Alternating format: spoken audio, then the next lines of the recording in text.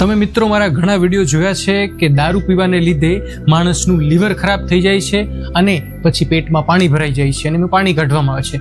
પણ એ લીવર જ ખાલી ખરાબ નથી કરતું, એના પહેલાં કે જ્યારે દારૂ પીવાને લીધે ખૂબ જ માત્રામાં દારૂ જ્યારે પીવાને લીધે એ પેન્ક્રિયાઝને અસર કરે છે. પેન્ક્રિયાઝ એટલે સ્વાદુપિંડ.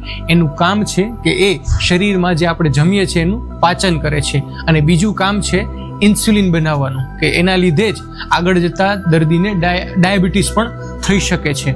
એટલે આ કામ શું કરે છે, જે આલ્કોહોલ હોય છે, દારૂ હોય છે, એ આપણા જે એન્ઝાઇમ છે કે જેનું કામ પચાવવાનું છે એને હદથી પહેલાં જ જાગૃત કરી દે છે.